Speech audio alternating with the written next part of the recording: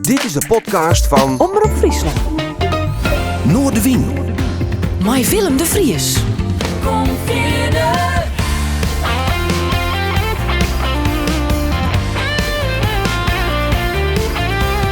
Alles wat er speelt. Omroep Friesland.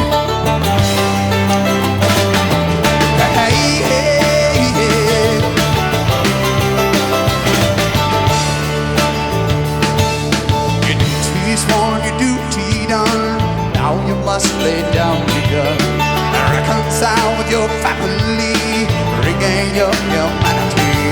Oh, Father.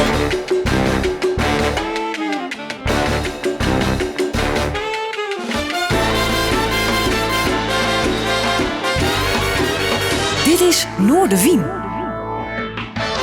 Goeie, en welkom bij Noorderwien. Jullie hebben mij een bijzondere gast om de tafel. Ik ken hem al jaren vanuit de muziek verhoord. Hij is evenementenproducer, had een prot met muzikanten op een paardwest. Maar ik lees dat hij ook social barkeeper west is. Ik had toen Jan Gaastra ooit ben in Amsterdam en via de polder in Ljouwertelonen kwam. En ze kennen van mij dat hij weer de man die onder oren de reuzen naar Ljouwert helle had. In dat prachtige culturele ier. Jan, mooiste best welkom. Ja. Hoe is het? Ja, prima joh. Het is ondertussen een oude lul, maar... Viel je een oude lul of net? Nee, nou ja, 's morgens als ik eruit moet komen wel hoor. Dan is het toch even anders, maar... Je hebt al wat stram of net? Ja, het duurt even voordat alles in proporties is. En, maar ja, goed, ik word dit jaar ook al, als ik het haal, 68. Dus dat is... dat voel je wel, maar ik doe nog steeds met heel veel plezier mijn dingen. Ik kom die al jaren zien en dan zeg ik, Jan, hoe is het? Nou, ik ga dit waan. En dan kijk ik meestal een prachtige agenda voor die van mooie evenementen. Is dat veroorzaakt door de jaren heen of is het nog steeds druk? Nee, het is nog steeds druk. Het probleem is natuurlijk een beetje dat de laatste jaren met de aanscherpen van de vergunningen en dat soort de regelgeving... Ja, er zit gewoon veel meer werk in het pre-project of in de pre-productie, zeg maar. Dus je bent echt maanden met vergunningen bezig en dat soort dingen. Dat maakt het seizoen langer, zeg maar. Het uitvoerende verhaal is, zeg maar, maart, september, eind september. Dat je echt de grote buitendingen hebt. Maar je begint nu tegenwoordig in oktober al met, echt met de vergunningen en dat soort eisen. Dus... Waar zit hem dat in gloedselest of beveiliging van evenementen? Of is het de combinatie van dat soort dingen al hier? Ja, beveiliging. Geluid is natuurlijk een heel belangrijk verhaal geworden de laatste jaren. De decibels, hè? Decibels. Er hangen natuurlijk overal meters. Je hebt met tijden te maken, maar ook de opbouw. Tegenwoordig heb je met opbouw, mag je ook maar een bepaald aantal uren doen. Want dat maakt ook lawaai. Dus die hele planning, die coördinatie is totaal anders geworden. En daar zit gewoon heel veel tijd en energie in. Hoe stierst daarin? Ik bedoel, je hebt het bij deze tijd of stierst ik wel eens de holle scootje en denkt van ja jongens, dit gaat een beetje te ver of snapst het wel? Ja, kijk, er zijn natuurlijk wel wat dingen gebeurd. Hè? En of het nou om het weer gaat of slecht weerscenario's of ontruimingen. Ja, het is een soort... mensen zijn ook veel mondiger geworden. Hè? Dat merk je natuurlijk op alle fronten. Hè? Je hebt altijd met omwonenden te maken. Ik merk wel als je dat goed communiceert. En dat doe ik altijd wel redelijk goed, begrijp ik van de meeste mensen. Dan kun je natuurlijk een hoop voorkomen. Maar ja, goed, het is de veiligheidsregio's die een jaar of 10 geleden hun intrede deden. Hè? Normaal had je alleen met de gemeente te maken. Of als je op provinciegrond stond met de provincie. De frozen lands in die tijd, toen bestonden nog geen veiligheidsregio's. Ja, dat is allemaal veranderd. Aanslagangsten, vuurwerk, pyro's, special effects. Het heeft met alles te maken natuurlijk. En natuurlijk de regelgeving ook qua leeftijd, qua drank, het is gewoon een hele andere wereld geworden. Ja. De angst regeert een beetje. Viel je wel eens oud in dat opzicht of best mij groeit van een gevoel? Nou, ik voel me wel eens oud, ja. Ja. Meestal aan het einde van een festival, maar... ja, en Moas Betiet was al zeiders, maar... Ja, dus dat is dan een ander verhaal, maar... Ja, weet je groeit gewoon mee. Zoest het nou niet met middenmaand, denk ik. Nee, dan was ik gestopt. Dan was ik of ik het anders gaan doen. Dan was ik misschien wel weer social barkeeper geworden, dat weet ik niet. Maar ja, het is een andere wereld geworden. En het probleem is natuurlijk een beetje dat de overheden die wijzen ook met de vingers naar elkaar. Ik geloof niet echt dat het onwil is op de afdelingen met ambtenaren, dit en dat. Het is gewoon, een nieuwe tijd, ook op dat gebied. Misschien wel wat angstiger. Hè? Er is een hele laag bijkwam dankzij de social media uit Sint-Wurg. Ja. Zoals zei, de burger is mondiger geworden. Ja. Van jong tot oud overigens. Dus net alleen een jongeren, maar ook ouderen weten de wij naar de gemeente en klachten met te vinden. Maar wordt het leidskerper. Ja, en je hebt veel meer organisaties natuurlijk die met natuur te maken hebben en dat soort... Ja, dan laat ik wel heel heeg, hè? Wordt dat onbelangrijk. Ja. Alles moet, hè? Ja, alles moet. En ja, er zijn steeds meer instanties die overal mee te maken hebben. De privatisering natuurlijk van allerlei bedrijven die ingehuurd worden weer door de overheden om de dingen te regelen. Ja, dat maakt die kosten natuurlijk. Hè. Precario, de vergunningskosten of het gebruik van de ruimtes die bij een gemeente... dat is niet meer om en nocht. Wanneer dat begon, dat hele organiseren voor die? Nou, dat was ik een jaar of 14, 15 denk ik. Dus dat is al een tijdje geleden. Ja, maar even zitten, toen met die ouders vanuit Amsterdam naar de polder verhuizen ooit? Ja, via Lisse, nog tussendoor Lisse. Mijn vader die was directeur van de marinewerkplaats in Oostgeest. En die wilde graag een bedrijf beginnen. En de Noordoostpolder was natuurlijk net klaar, maar goed, een paar jaar klaar. En die wou die kans aangrijpen. Dus we zijn keurig geselecteerd, want je kwam er niet zomaar in de polder. Nee, er weer een wachtlijst voor ook, hè? Ja, je moest een heleboel criteria voldoen. En er kwam zelfs een commissie bij ons thuis, 2 mannen en een vrouw. Die zijn 2 dagen geweest. En de 2 mannen gingen met mijn vader door de financiën heen. En die dame liep de hele dag met mijn moeder mee. En die keek of alles wel schoon was. En ze keken welk geloof je had of niet. Nou, mijn vader had dan geen geloof meer na zijn Indonesië-periode, zeg maar. En uiteindelijk dan duurde een half jaar. En dan kreeg je bericht of je toegelaten werd of niet. Dus het was best wel een beetje... ik vond het een beetje vreemde manier. Het heeft daarna ook niet zo lang meer geduurd. Ik geloof tot 5... want Lelystad en de andere polders die hadden dat natuurlijk niet meer. Maar Noordoostpolder heeft dat als laatste volgehouden. En mijn vader is toen een radio-tv-zaak begonnen. En die deed al vroeger bij de marine... Bij grote evenementen deed hij altijd al de geluidssystemen. Of het nou de overdracht van de Groene Draak was. Of allerlei dingen van het Koningshuis. Dus die zat er al in. En hij heeft ook bij de eerste landing in Indonesië. Hij was bij de eerste politionele acties als marinier betrokken. De verbindingsdienst deed hij. En zij legden al geluidssystemen aan voordat de landing. Om de commando's te geven op de stranden en op de dingen. Dus ja, die zat wel helemaal in dat systeem. Hij heeft zelfs nog bij Radio Veronica nog even gewerkt. Ook als radiotechnicus. En hij is dus gelijk eigenlijk in het begin al in Noordoostpolder. Dat zal geweest zijn in 61, 62 denk ik. Dat die radio-tv-zaak begon. En met een geluidsbedrijf en een lichtbedrijf ernaast. En Mark Nessel ook, net? Ja, Mark Nessel. En toen waren die bedrijven natuurlijk, die lagen niet voor het oprapen. Dus mijn eerste klus was een heel groot concert met 2 concerten met de Birds in Nederland. De echte Birds. Waarvan 1 in Emmeloord was in een sporthal en 1 in Rotterdam. CCC Incorporated in het voorprogramma. En dat was, dacht ik, 1969 of 70, weet ik zo niet precies meer. Ja, en die had correct een soort Oorskiets-tournee die aan trouwens. Ja, dat klopt. Dat zag ik toevallig vorige week. En dat vond ik wel grappig. En ik heb het met Ernst Jans nog wel eens over gehad. Een keer een of andere presentatie van Twarres, geloof ik. En Ernst Jans deed daarmee.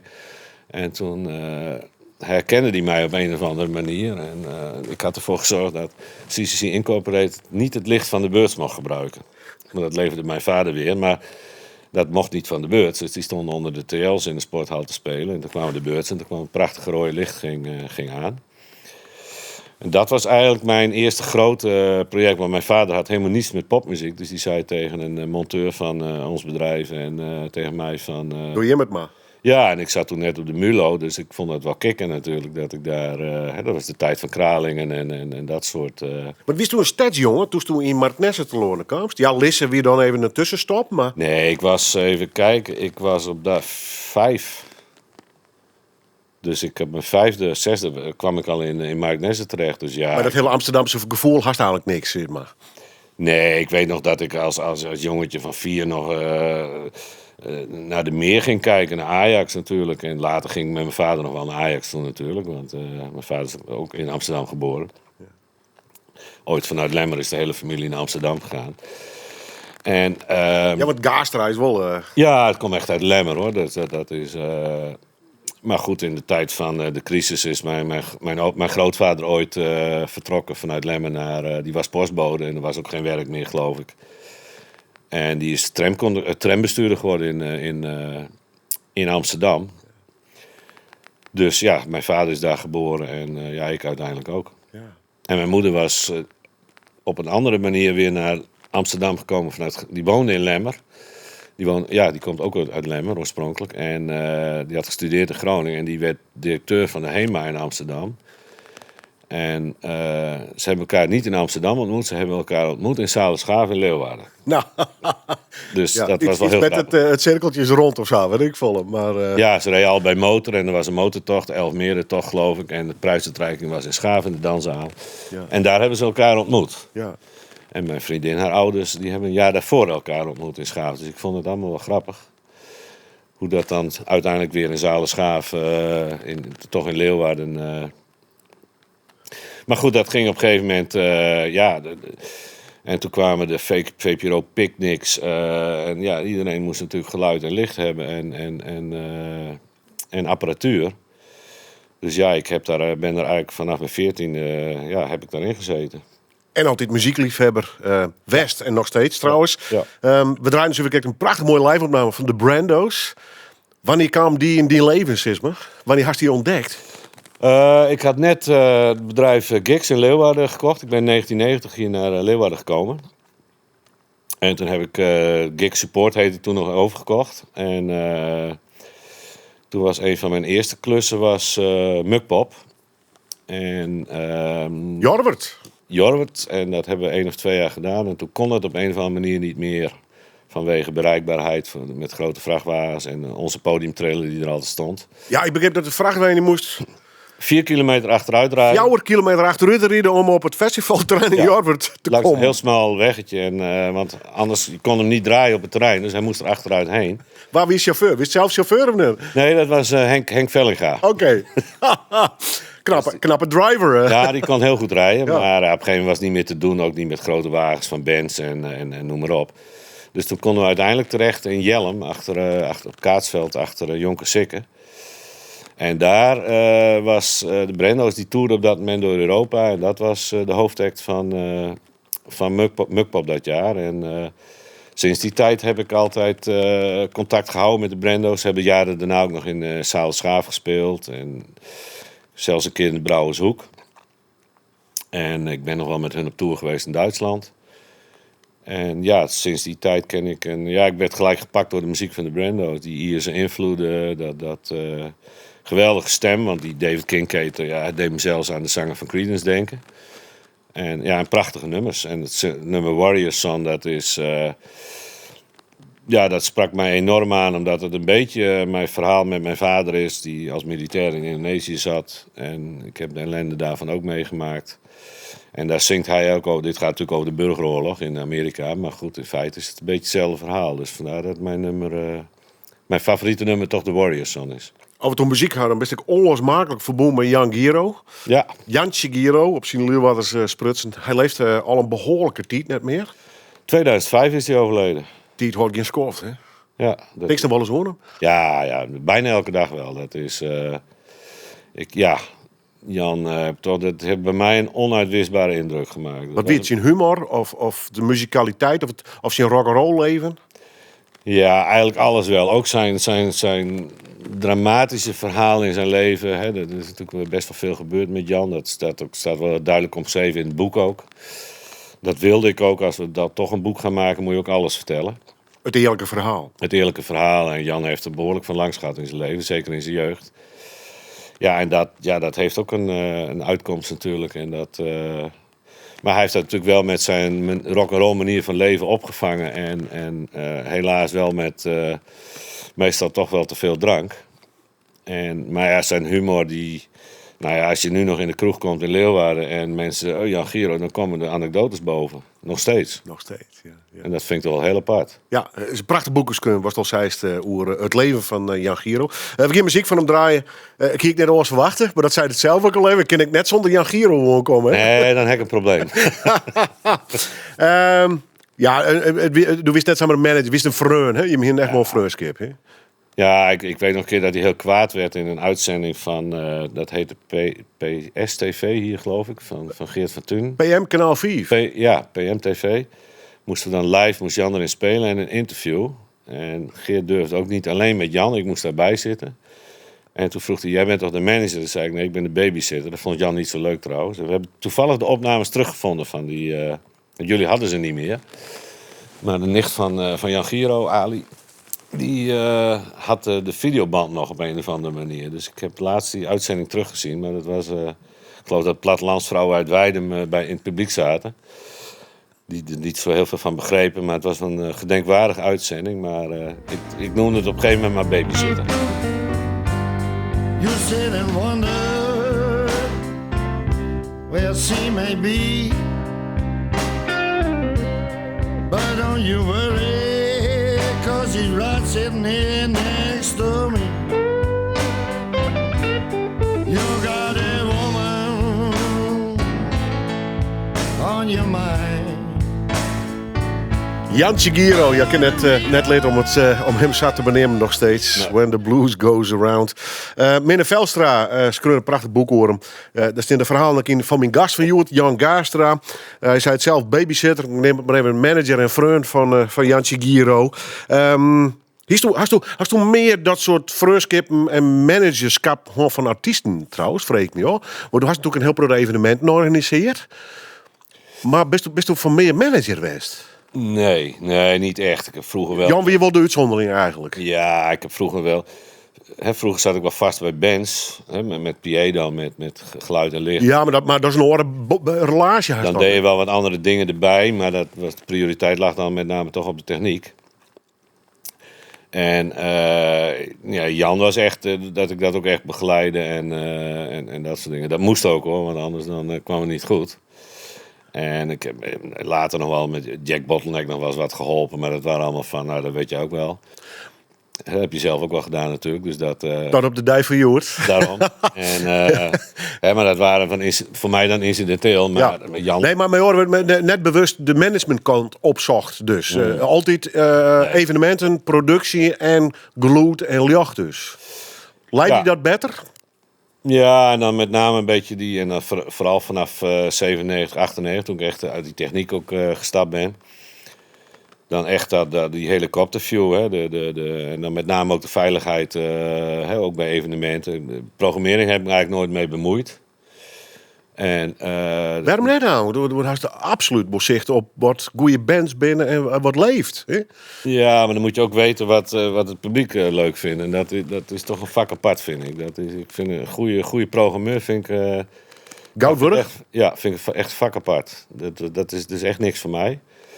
Mijn vriendin Harriet, die weet er echt 10 keer meer van dan ik. Die adviseert me dan ook wel eens.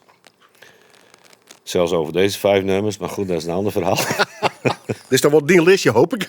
Ja, dat is mijn lijst. Maar zij weet wel wat ik mooi vind. Dus dat... Ja. Wat lust is een pro de muziek? Nee, heel weinig. Nee,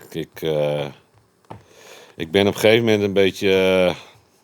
beroepsdeformatie noemen ze dat dan. Maar op een gegeven moment was ik er ook wel helemaal klaar mee. Omdat ik dan...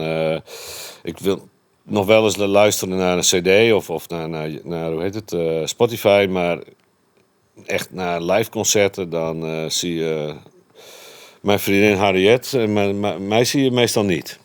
Ik ga er heel af en toe wel eens heen, maar ik heb niks meer met die massa's. En ik let overal op en dan vind ik dat weer niet goed. En dat is gewoon niet... dat is voor de mensen om me heen ook niet zo leuk. Best wel een festival, een concertganger West dan? Of zie je het eigenlijk al vanaf het begin? Dus hij is al ik ben ook vrij jong toen ik met de Birds op paard ging. Best ooit gewoon bezoeker West? Nou, ik ben geloof ik 1 of 2 keer naar Pinkpop geweest dat ik er niks hoefde te doen. En Nee, meestal had ik wel iets met zo'n festival te maken. En ik ben natuurlijk wel eens een keer naar de Rolling Stones geweest in de Kuip of in Groningen, geloof ik. En Ja, maar je had van die mensen die had tussen morgen van kaartjes, werd ze west binnen.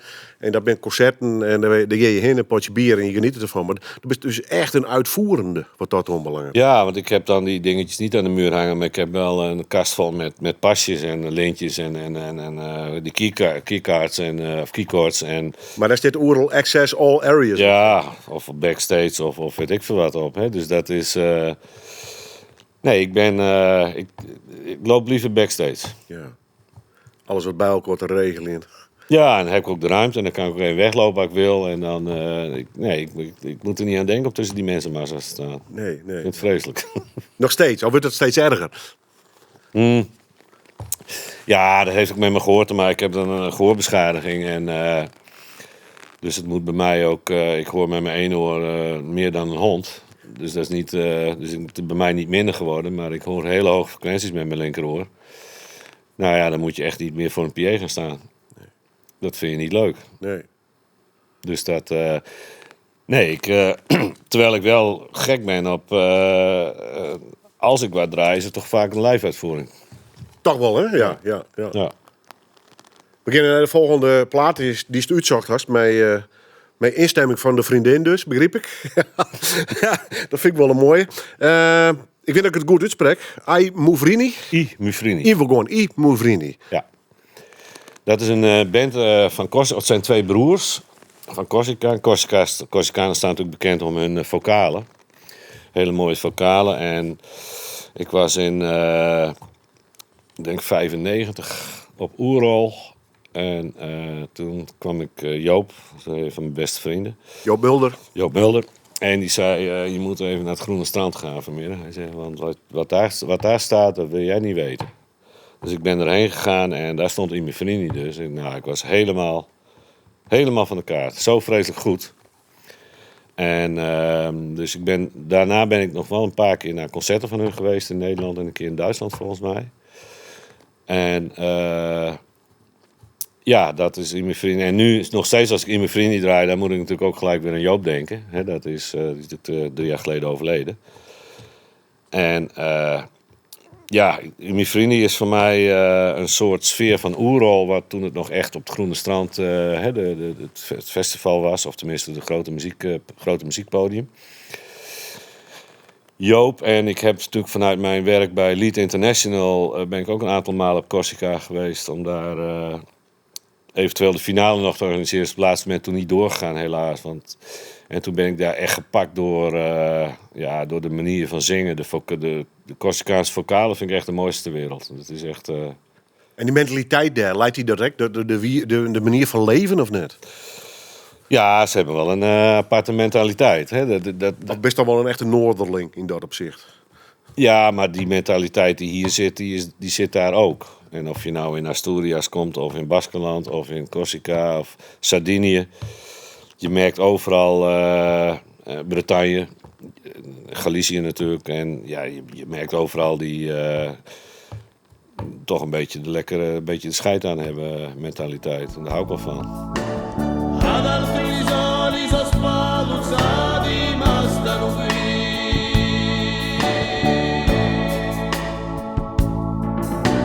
Sotto milioni e anche di più, quando è l'ora rispondo anche tu. Come un lugar su bell'ultima ora.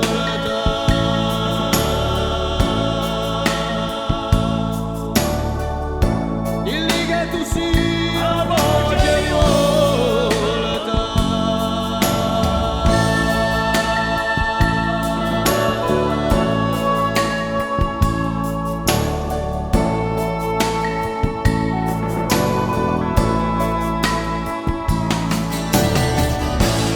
Come un lugar su bell'ultima ora. I Muvrini, A Voce Rivolta. Prachtig mooie, gedragen muziek, om het zo maar eens uit te drukken. Staat op het listje van mijn gast, die wordt Jan Gaastra, evenementenorganisator.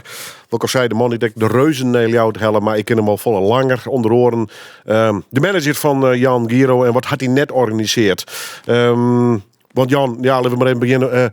Ik werd even hoe de man die het al even neemt hast, Joop Mulder. Hoe kwam je zat trouwens op Ierol? Kwam je Joop Jeddertje en als het op Oerol wist of weer het oorsom? Ja, ik kende Joop al toen hij net de stoep had.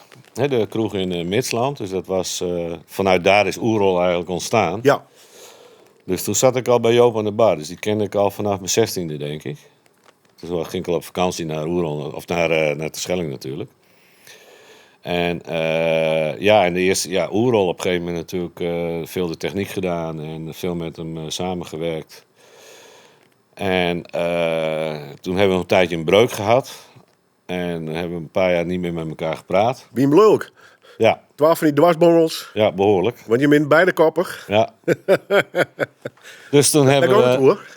Ja, dat ging over iets met gigs en zo. Ik had Zakelijk geschil geneuzeld. over Ja, offertes, oké, ja. ik weet het allemaal niet precies Iets meer. met bonnetjes en rekeningen, maar zakelijk in ieder geval. Het ging in ieder geval over een behoorlijk iets. Maar goed, dat is... toen hebben we gewoon jarenlang... zijn we langs elkaar heen gelopen. En dan zat hij aan de ene kant van de bar en ik aan de andere kant. Ja. Tot een jaar of 7, 8 geleden. Toen zat ik een keer in de walvis op de Schelling. En toen zei John, de eigenaar van een goede vriend van ons en van de walvis, zei... hij zei, dit kan niet. Hij zei, jij Joop, vroeger zaten jullie altijd naast elkaar. Hij zei, jij zit daar aan mijn bar. Hij zegt, dus die duwde ons naar elkaar toe en hij zet een fles drank tussen. En hij zei, je zoekt het nou maar uit. En je hoeft het ook niet te betalen, interesseert me niet, maar jullie lossen het maar op, want dit vind ik helemaal niks. Er zit toch een paar van die mokkende jonkjes? Of Ja. Ja. Dus toen hebben we het uitgepraat en uitgedronken. Ja. En vlak daarna toen is Joop ook gedeeltelijk in Leeuwarden gaan wonen. Dus toen waren we eigenlijk wel dagelijks weer. Dus toen werd eigenlijk van wat we 15, 20 jaar daarvoor al hadden, dat was weer terug.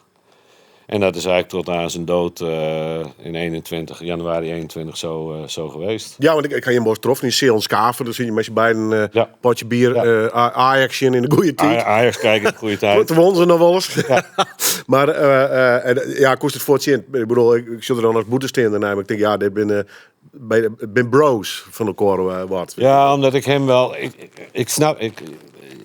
Ik begreep hem. En dat was natuurlijk lastig als je producent bent en echt de praktische dingen moet doen. En je moet de ideeën van iemand... dat was ook een van de redenen eigenlijk dat ik Jean-Luc Colcourt, de grote baas van de Reuzen, zeg maar, een beetje hetzelfde soort type. Daar kon ik ook mee lezen en schrijven. En dat kan ik nog steeds trouwens. En had ik met Joop ook. En als het dan niet kon, dan had hij een idee wat dan echt niet kon, dan praten we erover en dan nam hij dat ook van je aan. En dat was... Ja, dat is een bepaalde manier omgaan met dit soort creatieve mensen of artistiek. En Joop was natuurlijk een enorm creatief brein. Ja, Liam Dale, een soort nuchterheid van het maar wel kennen, inderdaad. Ja, maar daar ging hij dan op een gegeven moment wel in mee. Maar hij kon inderdaad wel behoorlijk doordrammen als hij een idee had. En als dat geweldig is. Maar goed, het feit dat de Reuzen natuurlijk naar Leeuwarden kwamen, dat heb ik natuurlijk wel mede ook wat voor gezorgd. Maar met name Joop heeft dat natuurlijk geïnitieerd. En dat was al in 2013 of zo, 2014 geloof ik, dat die eerste contacten waren. Nou, en hij was heel druk met zijn Sense of Place geweest natuurlijk. Wat gelukkig nog steeds bestaat en nog steeds actief is. En Joop die was wat de laatste jaren wat verbitterder. Met name om de financiële kant en de overleggen met overheden. Dat liep allemaal niet zo vloeiend. Hij werd ook bij 2018 toch een beetje buiten de deur gehouden. Dat stak hem ook. En hij was altijd wat aan het vechten met die overheden om financiën en zijn ideeën. En ook niet altijd realistisch. Maar we hebben toch de laatste jaren, hij heeft wel genoten hoor, en dat heb ik wel gemerkt, we hebben mooie dingen gedaan. We zijn nog een aantal malen naar andere shows geweest in Frankrijk, op uitnodiging van. Joop was ook een hele hoge Franse onderscheiding gehad op cultuurgebied, als enige Nederlander volgens mij zelfs deze onderscheiding. Dus internationaal. En ik heb heel veel, toch heel veel aan zijn netwerk overgehouden. Dus ik... maar goed, hij was in één keer weg. Ja, hoe groot wie die klap? Ja, dat was wel een... een behoorlijke klap. Omdat Hij voelde niet krom, hè? Ja. Ik bedoel, hij is net ziek geweest of zo. Wat in, Nee, hij is gewoon eigenlijk half in zijn slapen. Of hij zou net naar bed gaan. En daar is hij omgevallen. En toen was het ook gebeurd. Mist hem? Ja. Ja, ook onze uitstapjes, maar ook het sparren. Het sparren, dan kwam hij weer met een idee. En dan zei hij, wil je hier eens even naar kijken? En dan kregen we 30 pagina's op de mail. En dan denk ik, oh god, dan moet ik dat hele plan weer door, weet je wel. Maar goed, dat deed ik dan wel. En dan, daarna gingen we dan weer even een terrasje opzoeken. En dan onder het genot van een speciaal biertje of een chardonnaytje... gingen we daar dan over praten. En en heeft in de tijd met het Zale Schaafverhaal heeft hij ons ook behoorlijk gesteund. En Annemarie Lieselot ook. We hebben best wel veel aan hem gehad, ook als adviseur. En het was op een gegeven moment... Hij woonde eigenlijk bijna alleen nog maar hier. Dus het was ondertussen ook weer een huisvriend geworden. En hij kon geweldig koken. Dus hij stond regelmatig bij ons thuis... te kokkerellen. En dan zette ik me in mijn vriendin op. En dan liet ik hem maar zijn gang gaan. En dan ging ik buiten zitten met een biertje. En dan stond er weer een geweldige Indiase maaltijd klaar. Het goede leven. Ja, Joop was natuurlijk wel een Bourgondier. Maar hij kon nog wel erg... ook wel een binnenvetter, hoor. Ja. Jethro Tull. Ja. Verneemt nummer Locomotive Bread. Give it draaien. Is Ja. de band of het nummer wat hij zo ongesprekt? En er is Nee. eigenlijk nog een nummer nog draaien, maar dat is een hele lange. Ja, Thick as a Brick. Oké. Als de gelijknamige LP dan. Maar dat duurt geloof ik 41 minuten of zo, geloof ik. Ja, ik roem je graag wat tijd van muziek, maar dat hebben wij geen tijd Daarom. voor. Nou. Nee. Maar waarom deze band? Waarom deze muziek? Nou, ik vind Jethro Tull... Ik heb hem zelfs een paar jaar geleden nog gezien in de Melkweg. En de eerste keer dat ik hem zag was in... Moet ik even denken... 75, denk ik. 74. Ja, dit is categorie dinosaurussen, hè, natuurlijk. Ja, maar hij is nog steeds zo fit. Wat Jethro Tull wel mooi doet, is dat in de Melkweg had hij... Omdat hij de hoge partijen zelf niet meer kan zingen... of niet goed kan, heeft hij gewoon iemand erbij gehaald die dat overneemt. Een beetje acteurachtig, een Engelse acteur die ook mee... Het zijn theatrale shows ook van Jethro Tull. Maar die composities ik heb de man eens een keer 2,5 uur op één been zien dwarsluit spelen. En dan staat hij ook gewoon als een ooievaar, staat hij gewoon 2,5 uur te spelen. Maar het swingt, het zijn hardrockachtige ideeën heeft hij. En ik heb hem regelmatig live. Ik heb ook wel met zijn band gewerkt in Duitsland op een paar festivals. Hele aardige man, ook nog steeds trouwens. Hoe je dat om mij een held te werken? Ja, ik heb over het algemeen niet zoveel problemen mee. Ik ben een paar keer echt zenuwachtig geweest. Dat was volgens mij met Link Gray. Toen vroeg hij of ik zijn voetpedaaltje even wilde omwisselen.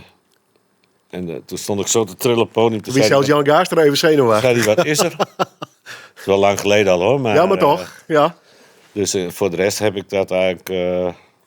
eigenlijk geen negatieve ervaringen met de job. Nee, maar ik is wel onder indruk van hier wijzen. Hè? Ja, dat natuurlijk wel. Maar ja, je moet er ook mee werken. Ja. En kijk, als je organisator bent, dan werk je anders met een artiest dan dat je bijvoorbeeld de techniek moet doen. Dan heb je toch weer een iets andere hiërarchie, zeg maar. Had je het vaker gehoord? Als het onder de indruk wist, dat op het podium zit ik zo, dit is wel helemaal te gek of net? Nogmaals, Ja. ik ken die al een hele nuchtere man, maar... Ja, ik heb bijvoorbeeld met Rory Gallagher natuurlijk best wel veel mee gewerkt ook. Wie is bij Rory Gallagher zijn laatste concert hier in Leeuwarden of net? Ja, dat hebben wij nog gedaan. De techniek en het geluid en licht. Ja. Dat heeft hij ook wel afgemaakt. Maar het was ook zijn laatste volledige concert. Daarna, de dag daarna moest hij in Rotterdam spelen. Maar na 2 nummers viel hij al om. En toen is hij afgevoerd naar Engeland of naar Ierland, naar het ziekenhuis. En toen heeft hij 2 of 3 maanden nog... Wie er nou wat te communiceren met zijn man of net? Nee, het was... ik weet nog dat voordat ik het podium opkreeg... Toen heb ik nog 2 liter kippensoep gehaald bij Tromp. Die zat er toen nog tegenover de harmonie. Want er moest zout in. En dus die kippensoep erin. En toen hebben we uiteindelijk het podium. Maar na 3 nummers... wist de band al niet meer wat hij wil en andersom ook niet. Dus het was echt een hele Ik heb er nog een opname van. Ja, die ga ik natuurlijk niet, niet publiceren, zeg maar. Of niet, maar dat is gewoon niet best. En ik vond het wel een hele zielige, ja, dramatisch. Terwijl het een ongelooflijke, fijne, aardige man was. Maar oorknapper eigenlijk dus. Ja, ja.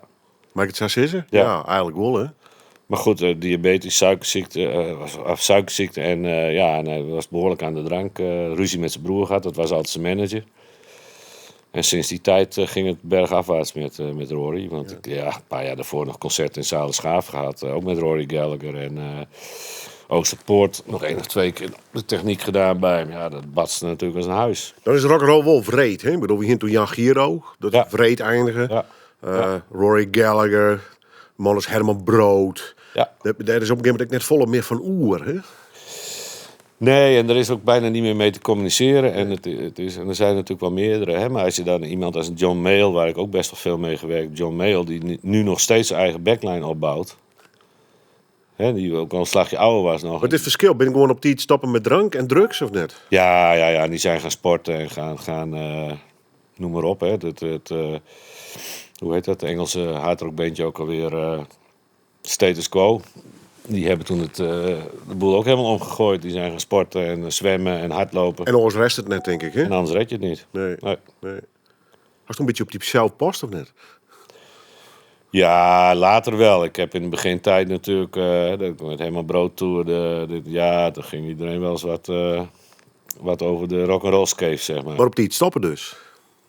Ja, je moet er niet in meegaan. Hè. Je bent natuurlijk ook gewoon aan het werk. En een artiest is natuurlijk ook aan het werk, of een muzikant. Maar ja, die heeft dan zijn eigen verantwoordelijkheid daarin. Maar goed, als jij een organisator bent of de techniek doet, dan ben je of verantwoordelijk voor een personeel of mensen om je heen, het publiek. Ja, dat is een ander verhaal, dan kan dat gewoon niet. Nee, maar het zijn de kids hoe die verantwoordelijkheidsgevoel. Ja. Wat had je ooit hangen in toen je jonger was naar dat rock'n'roll leventje net? Seks, drugs en rock'n'roll? Nee, niet zoals de muzikanten zelf. Nee. Nee, want ik heb de andere kant natuurlijk ook gezien. En dan, die is niet zo romantisch hoor. Dus dat... Nee, die is vaak heel pijnlijk, hè? Dat wil ik weten. Ja. Jethro Tull in ieder geval een held. We draaien het nummer, ja, een van de eerste natuurlijk. Locomotive Breath.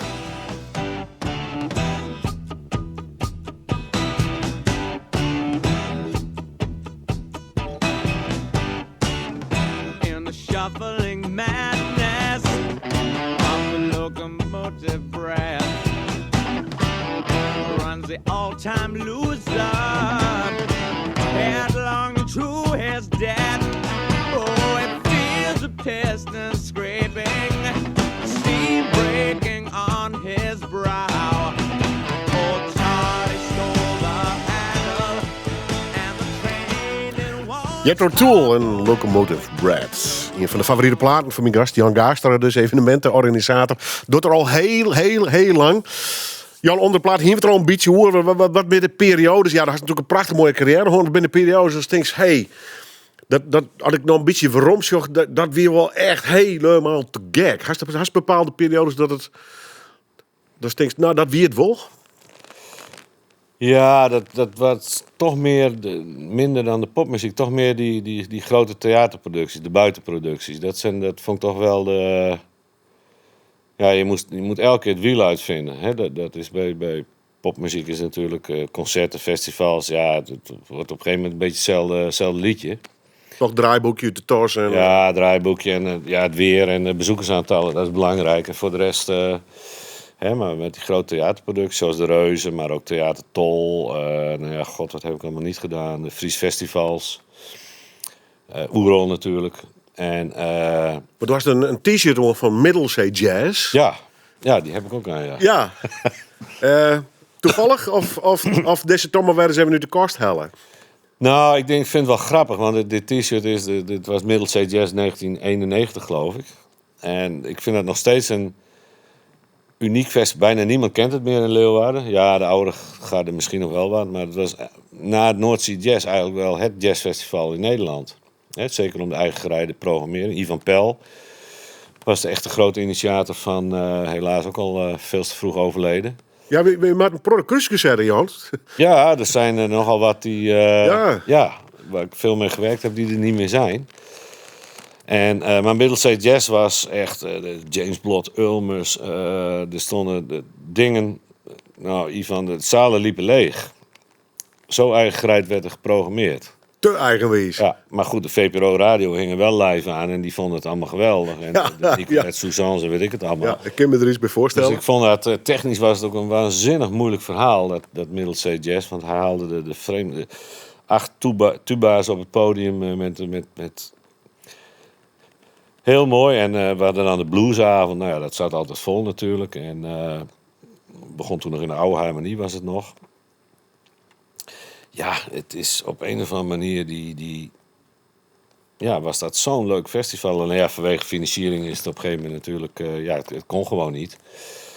En denk, ja, dat is dan toch weer weg. En dat zit dan wel hier in Friesland, weet je wel. En dat was, En ik ben helemaal niet zo'n echte jazzliefhebber of zo. Maar ja, een beetje die randjes opzoeken, dat vond ik toch wel heel erg knap. Ja, had de Hells Angels maar net deel komen. Nee, want dan komen we weer in Duitsland terecht bij het First Rider Pop Festival in Schesel. Moet ik toch even een anekdote, want dat ging helemaal mis. Ja. 40.000 man op een festivalterrein. Tjimburgs vond er een Netflix-documentaire om meidje. Misschien komt die ook nog wel eens. Maar daar ging iets niet goed. Nee, daar ging iets helemaal niet goed. Het was het First Rider. En Rider was volgens mij dacht ik een checkmerk toen, of een tabaksmerk. Dat was de hoofdsponsors, zogenaamd. First Rider Pop Festival. En dat was op zo'n motorcrossbaan in Schesel, waar later die metalfestivals waren. En daar stond de hele wereld aan bands stond er. Van Steppenwolf tot The Birds. Jethro Tull. Ik weet begon niet wat er allemaal zou staan. Tussen de 60 en 70 bands. Het zou 3 dagen duren. En ik was daar aan het werk. En op een gegeven moment Long Tall Ernie en de Shakers openden. Ik vond het ook heel frappant dat de eerste 2 Nederlandse bands waren. En de tweede band was de Golden Earring.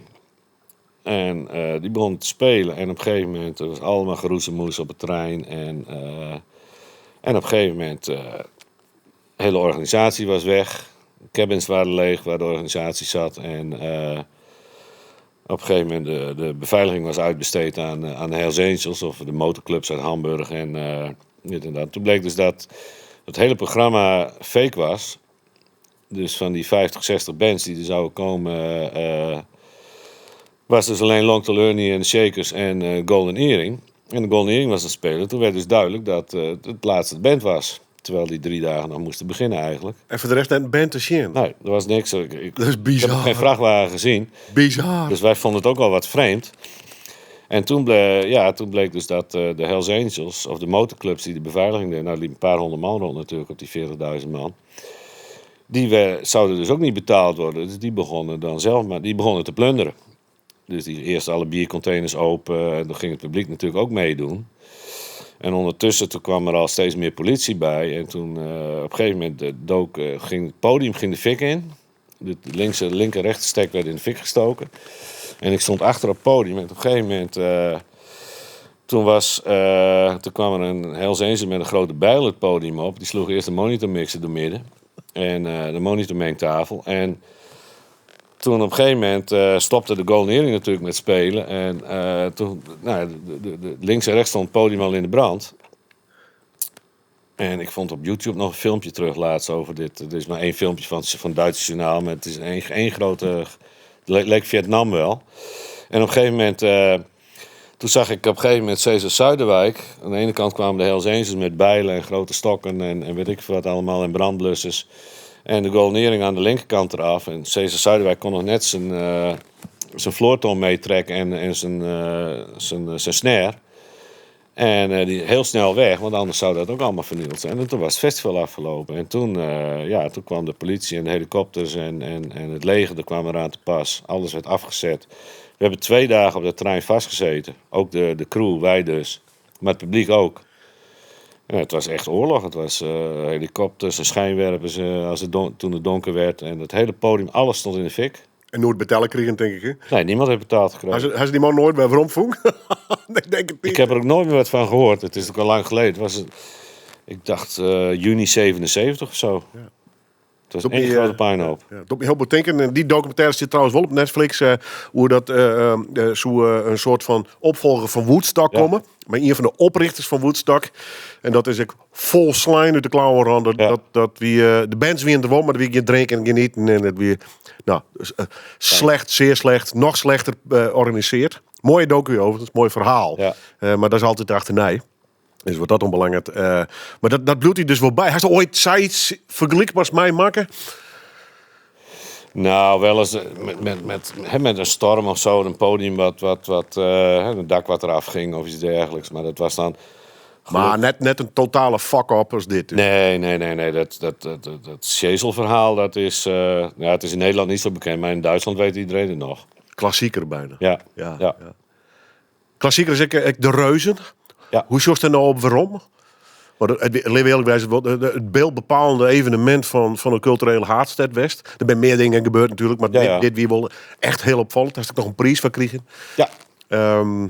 Hoe zorgt er nou waarom? Er is bij mij een nij-editie eventueel mogelijk de maanden. Hè? Ja, er zijn gesprekken geweest. Ik ben er in september ook met onze wethouder Hein Kuiken geweest. En een assistent van hem. De boel bekeken, is even doorgenomen. Wanneer is het eventueel mogelijk? Is het financieel nog haalbaar? Nou, dat blijkt dus gewoon wel haalbaar te zijn. En dus iedereen... ze willen zelf ook graag vanuit Frankrijk. Want ze hebben toch wel een speciale band met Leeuwarden.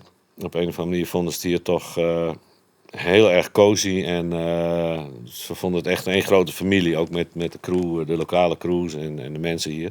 Is het bang dat want ik ben die dagen hier in de stad West. Het wie absoluut uniek, wie fantastisch. Sfeer, publiek, stad onder hasses te vol. Ja. Beetje het Elfsteden gevoel van vismos hier op een hasses. Ja. Is het bang dat het een tweede keer minder wordt? Ja, nou ja, deze show dus met andere reuzen dan. Overhaal. Ander verhaal, het gaat nu om 2 honden. Een hele grote Engelse bulldog heeft hij gebouwd. En Solo, de hond die hier al was.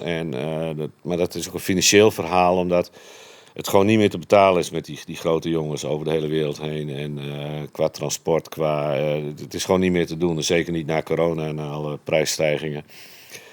Dus om het nog betaalbaar te maken is hij door de Franse regering gevraagd om toch wat anders te bedenken.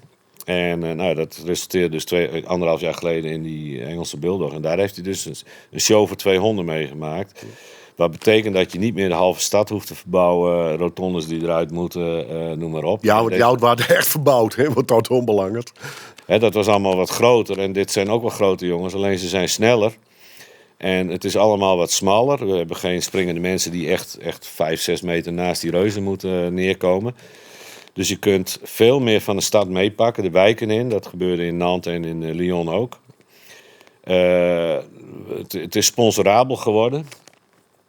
En daar stond ook ongeveer de doodstraf over in Frankrijk bij Royal Deluxe. Het sponsorabel, zij zien nu ook in dat het ook betaalbaar moet blijven. En dat was de show die hier geweest is voor geen enkele stad meer te betalen. Dat is deze show wel. En het feit dat wat hij altijd graag wil, en wat Joop ook altijd graag wilde, echt die wijken er heel veel bij betrekken. En dat kan door de snelheid van die honden en het makkelijker te verplaatsen van het hele verhaal, kan dat wel. Dus je kunt een veel groter bereik, je kunt waarschijnlijk meer mensen kwijt. En het is allemaal wat minder kostbaar. Hoe groot kasten kon zien dat het trok hier? Ja, vind ik moeilijk te zeggen. Het is niet zozeer dat de neuzen staan allemaal wel dezelfde kant op. Alleen je moet een goede periode hebben. En dat is... Ja, kun je nog 2-3 jaar wachten.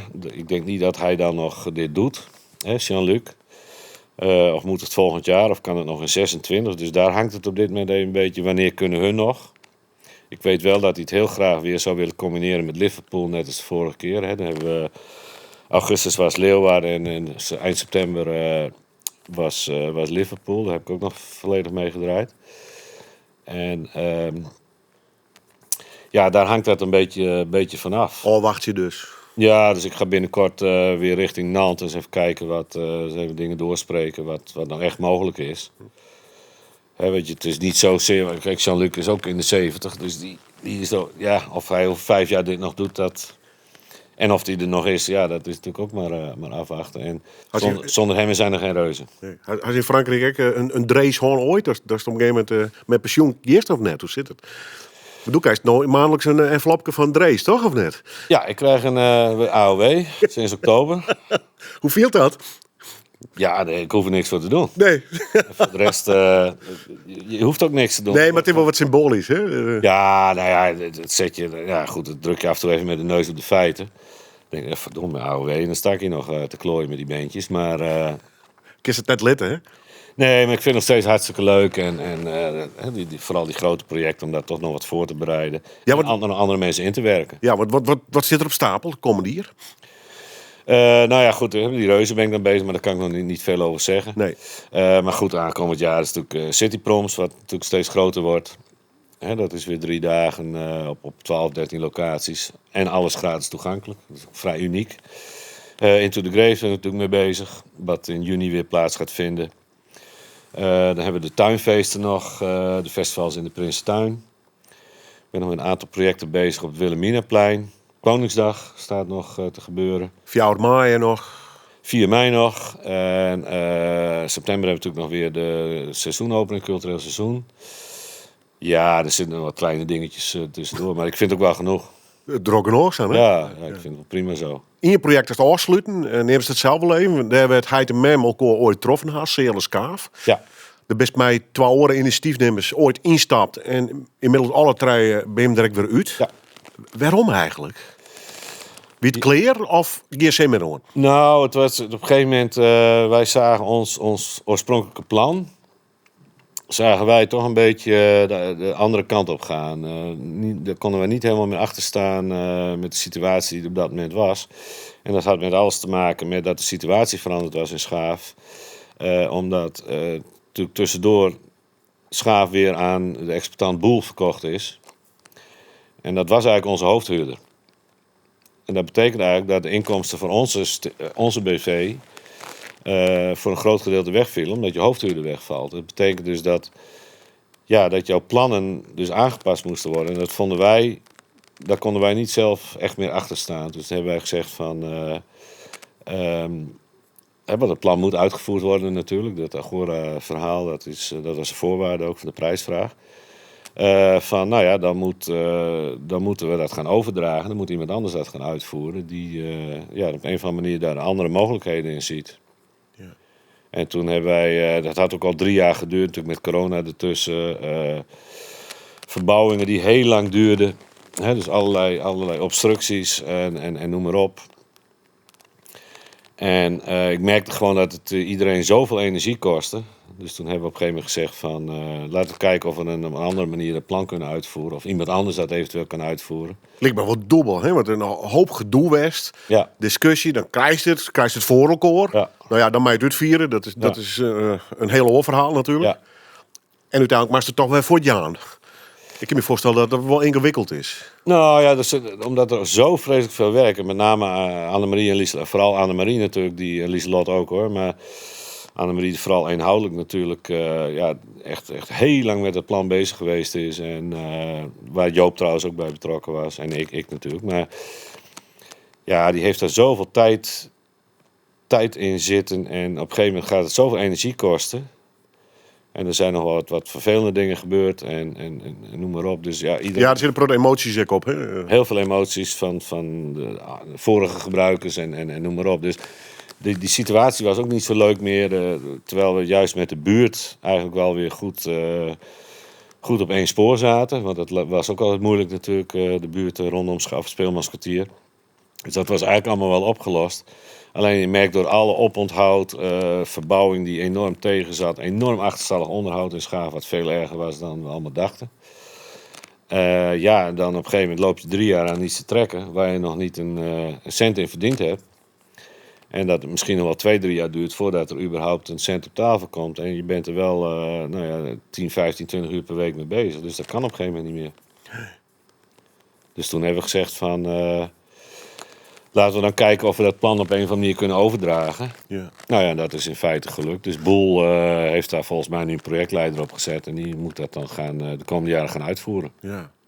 Apart, hè? Hoe zo'n cirkeltje dan uiteindelijk Ja, Roen is, maar dat sluiten is. Hè? Dus de keer van hem maar. Ja, ze zeggen al dat er een spook in Schaaf was, maar ik geloof er ondertussen wel in. Ja.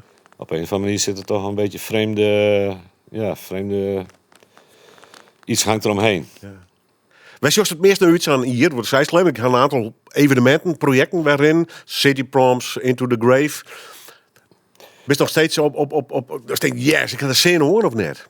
Ja, met name Into the Grave en City Proms en dan zeker de een is klassiek. Nou, het is niet helemaal klassiek meer natuurlijk, City Proms. We doen natuurlijk wel veel meer dingen. En dan 10 dagen daarvoor als tegenhanger 3 dagen bengen op het Ollehoofse Kerkhof. Ik vind dat toch wel een... en beide heeft gewoon zijn charme. En ooit in Amsterdam begon via de polder naar Ljouwen te komen. Ben je er echt een liefhebber in dat opzicht? Best nou Jan Gaast of Jantje Gaastra?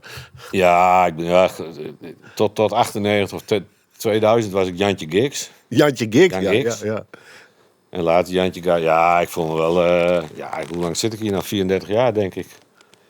En ik vind het leuke van Leeuwarden vind ik dat... Ik vergelijk de humor wel eens een beetje... Ik vind het wel een beetje Amsterdamse humor. Er zit wel aardig wat zelfspot in. Of behoorlijk Rauwe humor. rauwe humor. En ik herken dat wel. Ik hoef hier niet meer weg. Nee. Maar dan ken ik als een man, nou, er was nog wel eens de mouwen opstropen. En dan maakte ik wel eens druk over inderdaad alle vergunningen en de ambtenarij en dat soort dingen. Maar dat had hij net soer makken.